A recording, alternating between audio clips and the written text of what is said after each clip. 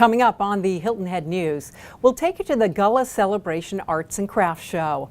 Also, guest musicians with the Hilton Head Symphony Orchestra share their music with children in the community. Stay tuned, the Hilton Head News is next.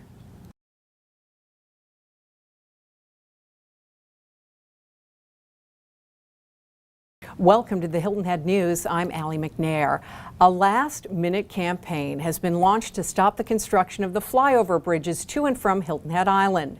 A citizens group placed an ad in Sunday's Island Packet with the headline, quote, "Don't let our pristine gateway to Hilton Head Island become a canyon view between concrete pillars," end quote. The ad asks those opposed to the flyovers to attend Tuesday, February 19th Town Council meeting and to email both Town and County Council members. An email has also been sent for the citizens group with the same request. We'll let you know what the Town Council does at its next meeting on our next edition of the Hilton Head News, so stay tuned for that. Later in this edition, we'll talk to Town Manager Steve Riley to get his take on whether this project can be stopped from moving forward. The Coastal Discovery Museum at Honeyhorn served as the site of the two-day Gullah Celebration Arts, Crafts, and Food Expo. In addition to entertainment, there were demonstrations on sweetgrass basket sewing, indigo dyeing, and fishnet weaving. Gullah Celebration Month continues on Hilton Head Island with a gospel show at the Hilton Head Island Middle School. That takes place Friday, and on Saturday it will be De Gullah Men Wa Cook at St. James Baptist Church Annex. You can find out more at gullahcelebration.com. Football players with Hilton Head Christian Academy received special recognition last week. During halftime at the basketball game, football players were presented with their championship rings. The team has taken home 4 state championships over the past 7 years. Winners of the Sphinx competition in Detroit were here last Monday to perform with the Hilton Head Symphony Orchestra. The musicians made visits in the community before giving their evening performance. 2 violinists played for 4th and 5th grade students enrolled in Neighborhood Outreach Connections after-school program at the Oaks Apartments. Later on in this edition of the Hilton Head News, we'll talk with Maestro John Morris Russell about the next concert scheduled for February 24th and 25th with the Hilton Head Symphony Orchestra. Well, this past weekend marked what some consider the unofficial start of the spring tourism season in South Carolina. Tourism officials expect the $15 billion industry will return to pre-recession levels. The director of the State Parks, Recreation and Tourism Department recently said that he thinks gas prices will remain below $4 a gallon and even possibly under $3 in some areas. Dwayne Parrish said that's important in a state where 80% of its visitors come to the state by driving. The Penn Center is hosting events this week to mark the 50th anniversary of the Civil Rights Movement. On Monday, the Center on St. Helena Island presented the screening of the film The Education of Harvey Gantt. Gantt is an architect and former mayor of Charlotte, North Carolina. He was the first black to attend Clemson University. The Penn Center, which has served as a school for freed slaves, a Jim Crow-era industrial school, and a retreat center for civil rights leaders, now works to preserve the heritage of the Gullah people. It is National Engineers Week, and the University of South Carolina is celebrating that fact all week long. The university's College of Engineering and Computing is presenting a series of guest speakers, and that includes a panel of female graduates who will talk about the opportunities for women in the engineering and computer fields. On Saturday, the public is invited to take a look at science projects at USC. Talking about play can be serious work. Just ask attendees at the Clemson Conference about the importance of play. Organizers say the 4-day conference is focusing on the value of children's play by bringing together people from the fields of education, medicine, and psychology. Well, if you put up a hummingbird feeder, you may want to do so a little bit sooner this year. That's because ruby-throated hummingbirds are migrating to North America weeks earlier than in decades past. That information is a result of a study done by scientists at Clemson University, Taylor University, and the University of Nebraska. Higher temperatures in their winter habitat may be the reason the tiny birds are showing up earlier. The hummingbirds, which weigh little more than a nickel, fly hundreds of miles over the Gulf of Mexico Mexico from their wintering grounds in Central America to get here to North America. Their earlier arrival could pose some challenges. Researchers say there may be less food available at nesting time for those birds. Now, when we come back, we'll hear the stories behind the headlines with BJ Frazier of the Hilton Head Sun. Also a preview of the Business Expo on Hilton Head Island. Stay right there.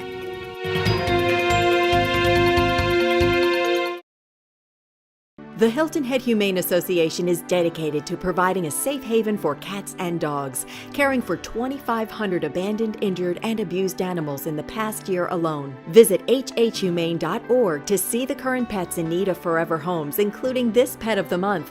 Plus, learn about upcoming adoption events and even donate online. You can also find them on Facebook, plus visit in person from 11 a.m. to 4 p.m. daily. Donate, adopt, volunteer, and make a difference at the Hilton Head Humane Association.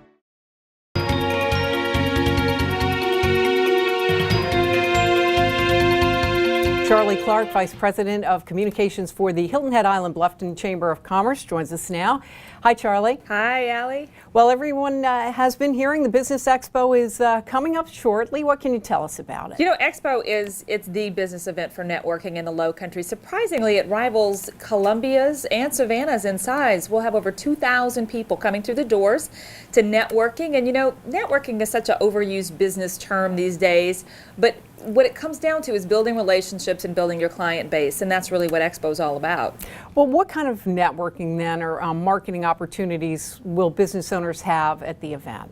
You know, the kind that can turn cold calls into warm calls, basically, Allie. It's a great place. You know, more business is done, 4 times more business is done through networking than through regular channels. Just cold calling is some of the other channels that people utilize to build their business. So it really is a great opportunity to kind of let the world know what your business is all about, people know what you're up to. It's also a great place to check out the competition, which is often a forgotten part about Expo, and it's really focused on small businesses. You know, a South Carolina economist noted that small businesses make up 26% of employment in the state of South Carolina, yet 51% of net employment gains. So it's really important to our economy in terms of overall state economy as well as the Low Country economy. Well, social media is a tool that really can be used by small businesses. You'll be letting them know how to do that maybe a little bit more effectively? Social media seems to be the topic that businesses in the Low Country and beyond have an insatiable appetite for. It changes so rapidly that there's always something to learn and always something to know about social media. So we've got an expert coming in who's going to talk about your social media as well as just your overall e-marketing, electronic, digital marketing. Are you doing it right? Do you know when the best time to do it is? Is it effective for you? And so that we know is going to be one of our most popular seminars we're going to be doing at Expo. Well, another concern for small businesses is, of course, healthcare changes in Washington. Will that be addressed too? That's another topic there seems to be a great appetite for information on because it's such an unknown. No one really knows what changes are going in. We all know they're happening in 2013. We've seen inklings of it. But whether you're an employer who wants more information on how it's going to impact my business or an employee saying, what is that going to mean to my premiums? Are they going to rise? Are they going to go up? Are they going to go down?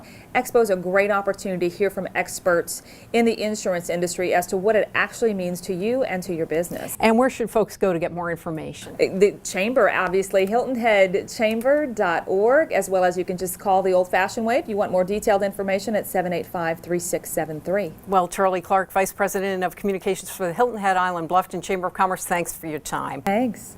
Well, BJ Frazier joins me now from the Hilton Head Sun. BJ, if we look at the calendar, St. Patrick's Day isn't that far off. You've got some details about the parade?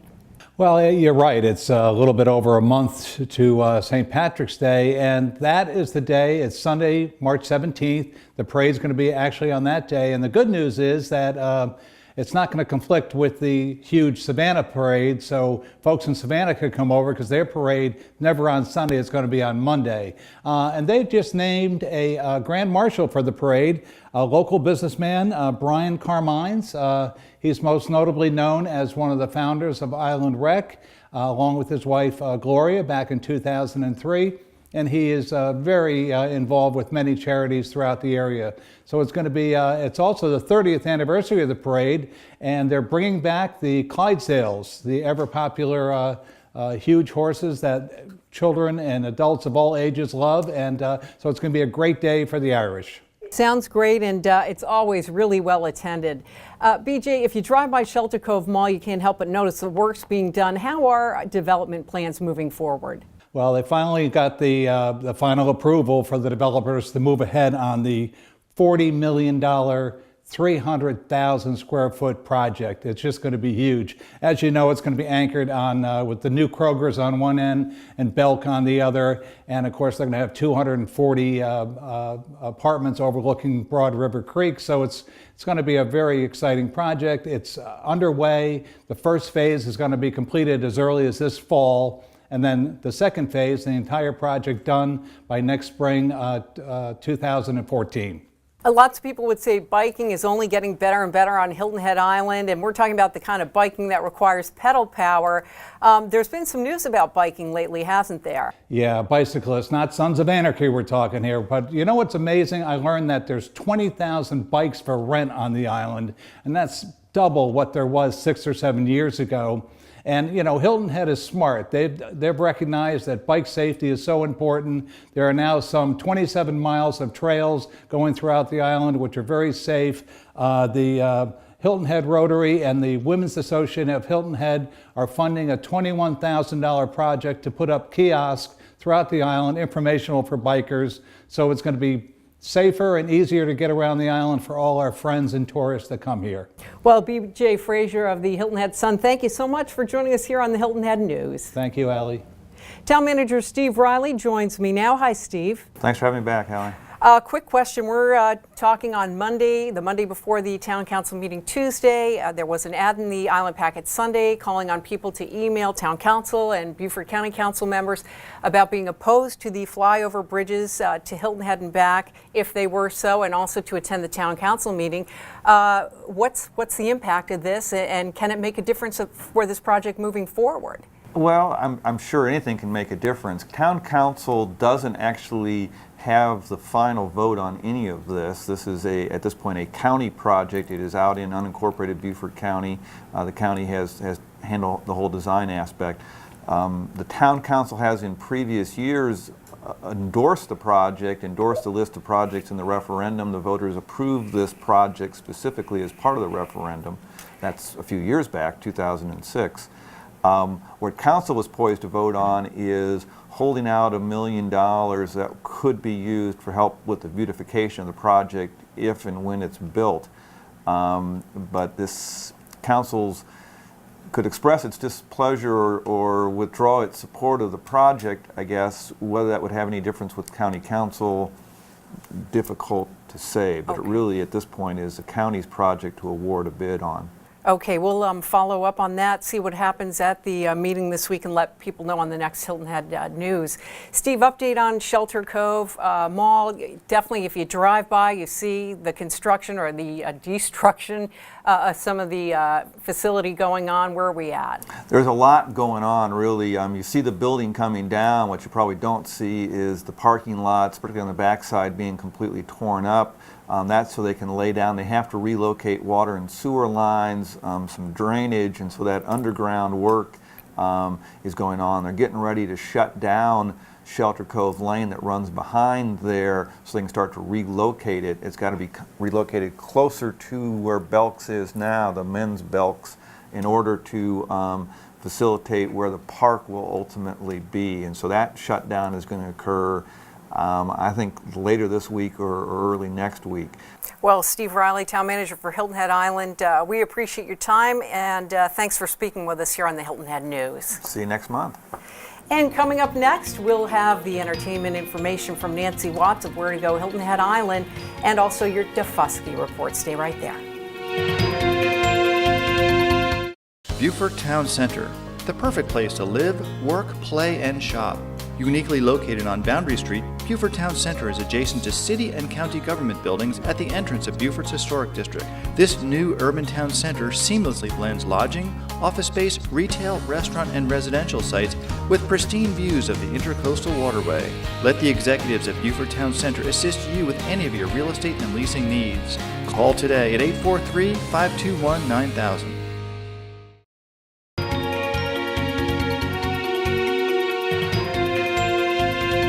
Color and Light is the name of the concert that will be given by the Hilton Head Symphony Orchestra next Sunday, February 24th at 4 p.m. and on Monday, February 25th at 8 in the evening. Recently, we had a chance to speak with Maestro John Morris Russell about the concert Color and Light. This is a concert that features great orchestrators. When we think about orchestration for an orchestra, it's who plays what notes. So, you have any, you press any key on a piano, and that note could be played by perhaps a violin, or a harp, or a flute, or a trumpet, and each one of those instruments has a different tone color, but it's the same note. And there are some composers in particular who are brilliant at painting orchestral colors and using those instruments in the orchestra to create these incredible sonic stories. And two of those composers are Nikolai Rimsky-Korsakov, the great Russian composer, and Ottorino Respighi, the great Italian composer. We're going to be performing on these concerts the Capriccio Espagnol of Rimsky-Korsakov, which paints this colorful picture of the music of Spain, and Ottorino Respighi's The Fountains of Rome, that takes us from sunrise through sunset through the different piazzas of Rome and the beautiful fountains that we see throughout the eternal city. Also on the program, Tchaikovsky's incredible violin concerto with Paul Huang, a fantastic young performer that is going to dazzle us all. Now, the cool thing about these programs in February is that we have a Sunday matinee program and then also our traditional Monday evening program. And our Sunday matinee is very important. This is one of 3 concerts on Sunday afternoons. They're at 4 p.m., which means that you've got just enough time to enjoy a nice golf game or mid-noon there at the beach and be able to have time enough to come to see a concert in the afternoon with time afterwards to be able to go home and enjoy dinner or a night out with the family.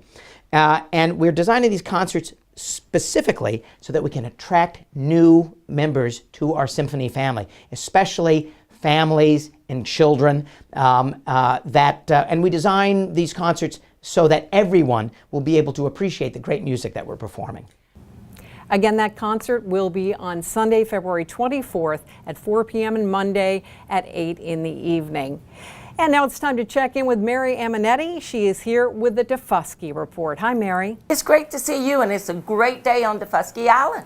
I want to ask you, we heard earlier about the Business Expo coming up. Will the Binya Foundation be involved with that in any way?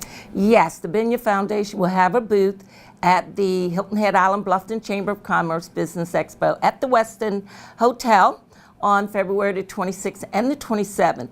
And what they will be doing is giving away some prizes. And one of the great prizes someone can register for is to spend 3 days and 3 nights in the mountains of North Carolina. And that's going to be at the Henstooth Acres Farm in North Carolina. Great prize. Well, that'll definitely be one reason to stop by and also learn more about the Binya Foundation. Recent elections, Defusky Island, can you give us an update? Well, there were 3 seats opened, and there were 3 people running. Need I tell you, there wasn't a runoff. So if anyone would like to find out more information about the people that were elected to the Defusky Island Council, they can go to the website at defuskyislandcouncil.org. Super. And why don't I check in with you on the Defusky Endangered Place program being run by the Palmetto Trust for Historic Preservation. Can you tell us about that? Yes, Mike Bedenbach, who is the executive director of the Palmetto Trust for Historic Preservation, will be a guest speaker on Talk of the Town on February the 26th.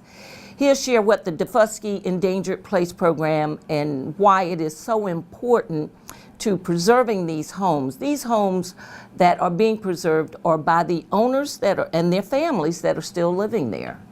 Well, great. We'll make sure that hopefully people will tune in for that. And thank you for the little cross promotion there for Talk at the Town. Mary Amanetti, it's always great to see you, and thanks for joining us on the Hilton Head News. And it's a great pleasure to be here as well. And now Nancy Watts with Where to Go on Hilton Head Island. Hi there, good to see you. Well, Hilton Head Symphony Orchestra has a big couple of days coming up, concert. And they do, and it should be a wonderful program. The Debussy Afternoon of a Faun and the Respighi Pines of Rome. You know, I never knew about the Pines of Rome, but when I went to Rome, there are pines in Rome. I made a point to look for them. Well, now we know that the music's based in reality. It now, really this concert, is. I think it's officially known as Color and Light. Dates are February 24th. It's a matinee, right? And then the 25th will be an evening concert. Sunday and Monday. Sunday and Monday, 4 and 8. Okay, very good. Beaufort County Historical Society really is inviting people to join in with them on some activities, right? You know, I only wanted to mention that because it really is a very fine organization. Pam Ovens, who also is involved with our farmers market over here, is the president of that group. They meet monthly, and they have lunch if you'd like to stay for lunch. And it's just a very, very interesting program. Great. Well, let's hope people might be spurred on to check into that. Charlie Clark was here earlier with the Chamber talking about their Expo coming up. Yes, and of course it's always featured as a business program, but you know what? It really is a social event. Everybody just, as I was talking to Charlie earlier, we were saying, she says, you know, eat a bite, take a look. Eat a bite, take a look, have a little drink of wine. It's a very nice thing. It's well attended for sure, and a great way to catch up with people or meet new people. And finally, I know you wanted to mention a fundraiser for the library. Yes, you know, it sort of sneaks past us every once in a while, and there's so many good things at the library. You ought to have a library card. If you have a library card, you can go and check out books. But they also will allow you to download different things there. You like that. There are programs that they offer. They always have an art exhibit every month.